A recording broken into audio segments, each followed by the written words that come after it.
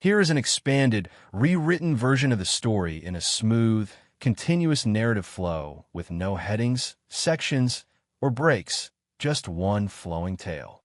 I've fleshed it out slightly for better pacing, added more sensory details and emotional depth where it fits naturally, and kept the dramatic, first-person voice that makes these HOA revenge stories so addictive.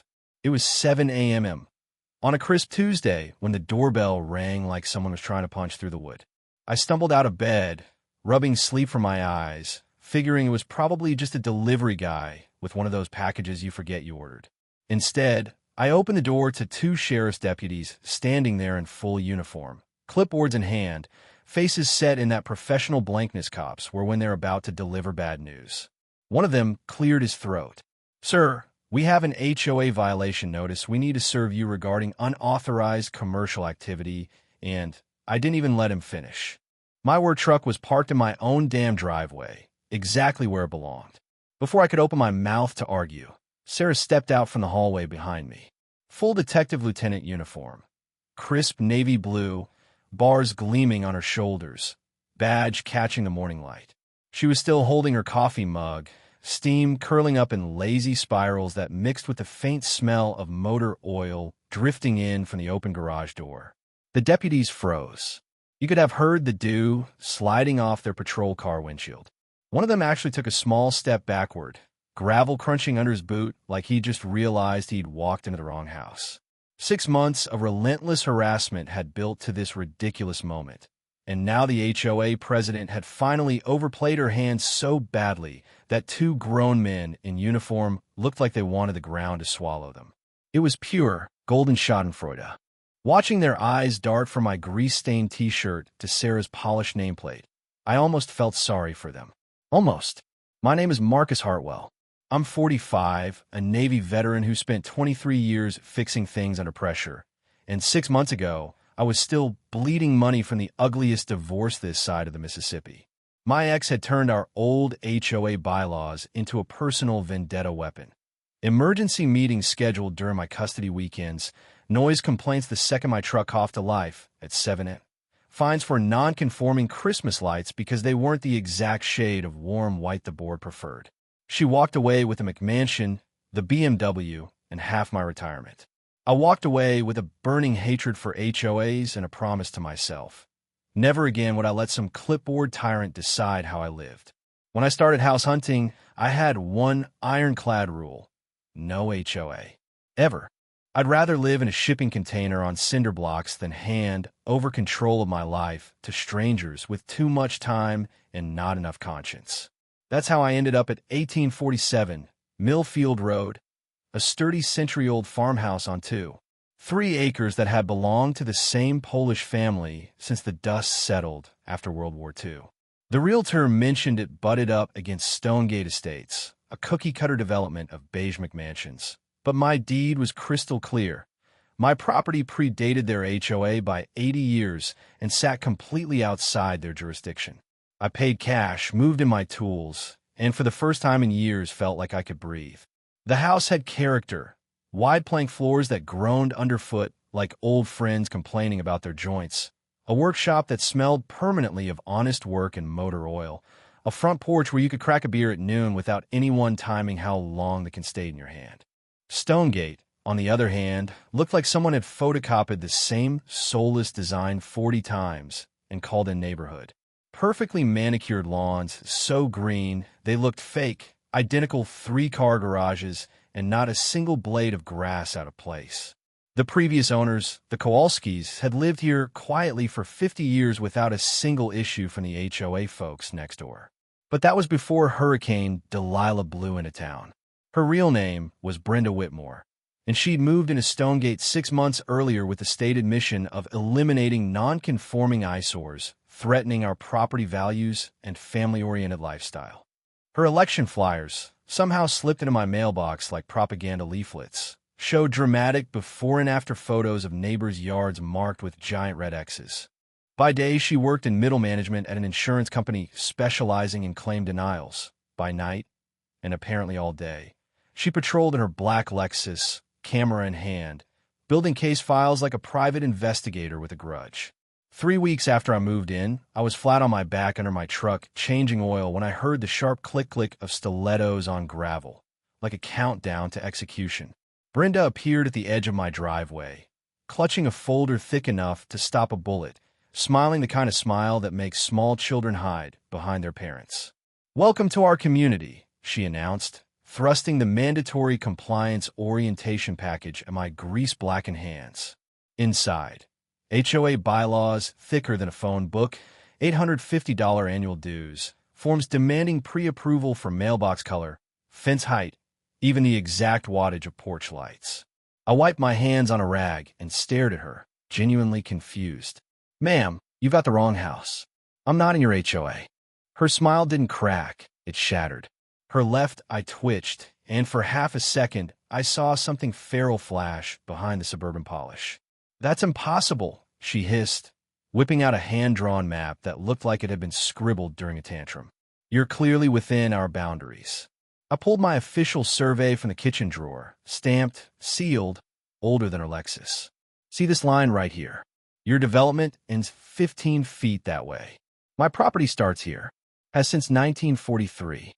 She stared at the documents like I just handed her proof the earth was flat. Then she looked up, lips curling into a smile I'd later recognize as the one serial killer's practice in prison mirrors. "We'll see about that," she whispered. The air temperature dropped 10 degrees. I should have called a lawyer that afternoon. Instead, I went back to my oil change. 2 weeks later, she found her next weapon, city bureaucracy. She'd apparently done her homework and discovered I occasionally fix cars for neighbors in my garage, brake pads for the elementary school teacher down the street, oil changes for the single mom next door. Nothing commercial scale, just neighbor helping neighbor the way people have done since cars existed. Brenda saw dollar signs and zoning violations. She filed a formal complaint claiming I was operating an illegal home-based business. The city letter arrived demanding an immediate inspection and threatening $200 daily fines until I ceased all commercial activity. She'd researched the codes, found every loophole, and swung like a surgeon. My response was simple: fight red tape with better red tape. Back in the Navy, I'd learned every regulation has a counter-regulation. You just have to find it. I had my business license from day one out of service, and our zoning explicitly allowed home-based automotive repair as long as it wasn't a full dealership. I called the city inspector myself, scheduled the visit, and passed with flying colors. The inspector, a no-nonsense guy named Rodriguez, walked through my garage, nodded at the organized tool chests and clean floor, and said, "Textbook compliant. Nice work." I documented everything: photos, timestamps, copies of permits. Sarah had drilled it into me during her fraud investigations. When someone plays dirty, paper becomes your armor. Brenda wasn't finished. 3 days after my inspection win, Sarah came home looking like she'd been hit with a 2x4. Still in uniform, she sat at the kitchen table and said, "You're not going to believe this." Brenda had filed a complaint with the police department about Sarah's take-home patrol cruiser, claiming it violated the same commercial vehicle rule as my truck and created an unprofessional atmosphere that makes families uncomfortable. The audacity was almost admirable. It was like complaining that a fire truck parked at the fire station was lowering property values. Sarah handled it with the icy calm of an 18-year veteran. Department policy docs, legal basis for take-home vehicles, perfect composure. But that night at dinner, the sound of her knife slicing steak was sharper than usual. "She just made this about my career," she said quietly. That was a serious mistake. The harassment spread like spilled paint. Our 73-year-old neighbor Frank, a Korean War vet, shuffled over one morning, clutching his coffee mug like a lifeline. That Whitmore woman came by with a measuring tape. "Says my fence is 2 inches too tall." That fence has stood since the neighborhood was built. Approved every inspection for 15 years. Then Jessica, the graveyard shift nurse raising a toddler alone, stopped by pushing her stroller. Dark circles under her eyes told their own story. I got a violation for leaving the stroller on the porch overnight. She called it unsightly storage. "It's my kid's ride. I leave it out so it doesn't get rained on." Sarah listened, took notes, her detective brain already cataloging patterns. That evening, she spread everything across the dining table like a case file. Look at the dates, the targets. Selective enforcement. I've seen this in discrimination investigations. Some people get cited for breathing. Others get a free pass for the same thing. She was right. Courts hate arbitrary punishment, especially when it follows clear demographic lines. Brenda's next play was social media warfare. She created a Facebook group called Willowbrook Community Standards and started posting photos of our property with captions dripping passive aggression. Some people think rules don't apply to them, under a picture of my perfectly legal work truck. Another post showed our house captioned, "When property values become negotiable," followed by laughing, crying emojis. She was fear-mongering about declining home values, painting us as the chaos agents single-handedly ruining everyone's investment. We don't intimidate easily. I joined the group and started posting time-stamped photos of my compliance setup, copies of my business license, even the city inspector's approval letter. When she complained about my excessive grass height, I posted a ruler shot showing 3 inches, well within any guideline, with the caption, "Apparently my grass is a menace at 3 inches. Anyone know where to buy grass-specific nail scissors?" Humor diffused some tension, but things darkened fast. Anonymous letters started showing up in mailboxes. Not official notices, but in signed poison pen notes about declining property values and unwelcome elements. Subtle dog whistles about increased police presence making families feel unsafe. The paper stock matched HOA letterhead. The font alignment was identical. Sarah photographed one with her phone, voice low. "This is harassment with a side of discrimination. And I'm pretty sure I know who's printing them." Then Brenda fast-tracked a new architectural review rule requiring prior approval for exterior modifications and tried to apply it retroactively to my security cameras and workbench. 48-hour removal deadline or $100 daily fines.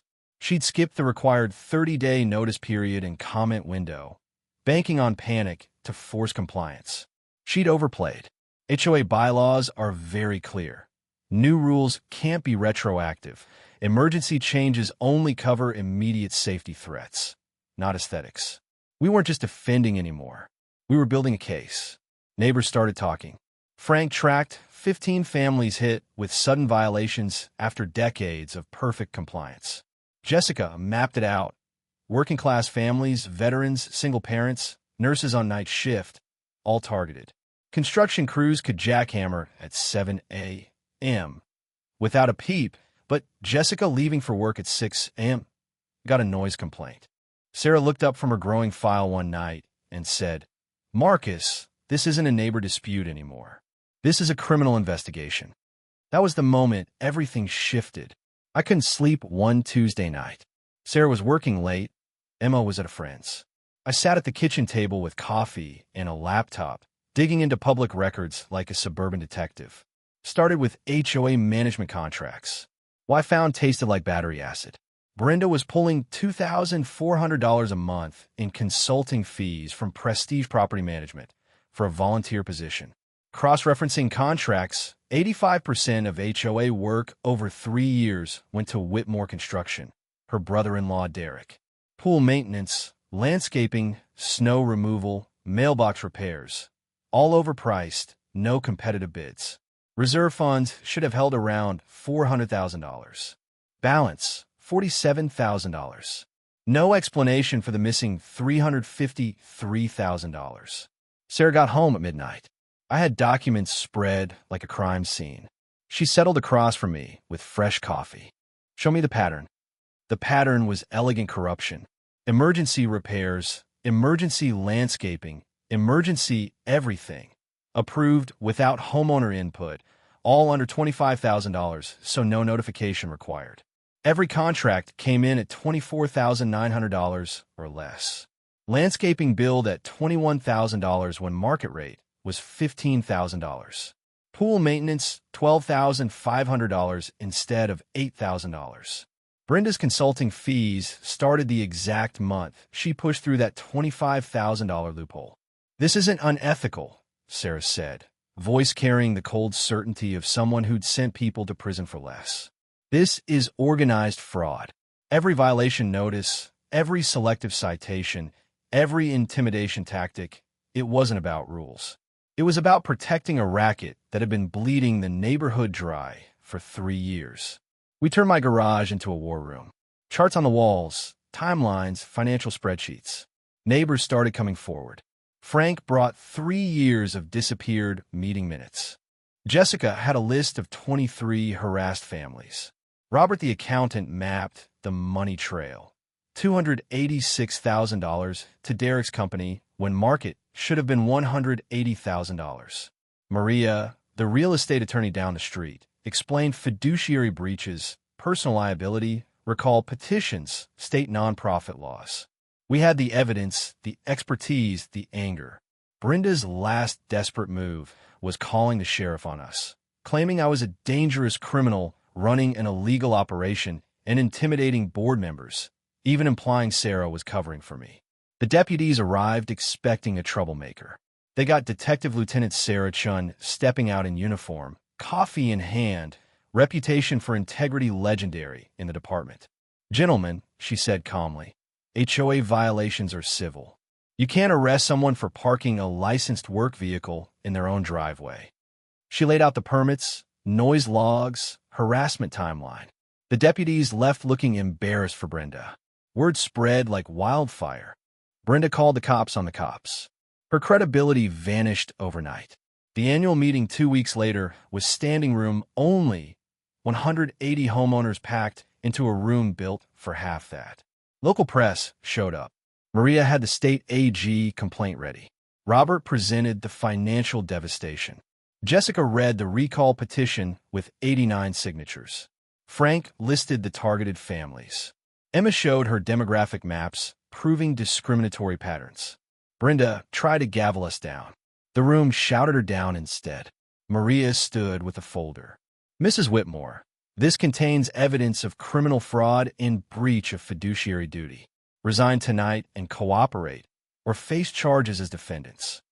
The vote was brutal, 156 to 12 to remove the entire board, unanimous for audit and criminal referral. Within 30 days, the state AG launched a full investigation. Brenda faced charges for fraud, conspiracy, theft. Derek's company was barred from HOA contracts statewide. We recovered $278,000 plus penalties, nearly $400,000 total. New board, full transparency, monthly reports online. All old fines rescinded, violations erased. I was elected HOA president, unanimous. Sarah became financial oversight officer. Frank's fence stayed. Jessica's stroller stayed. My truck got its own designated spot. Kids ride bikes without fear now. Barbecues fill the air instead of vanilla candles and measuring tape clicks. Property values actually went up once word spread that democracy replaced dictatorship. If you're dealing with an HOA nightmare, remember, they work for you. Document everything. Build alliances. Fight back. Sometimes the best revenge isn't just winning. It's turning the ashes of someone else's corruption into a better place for everyone. Share your own HOA horror stories below. You're not alone. And misery loves company, but justice loves company even more.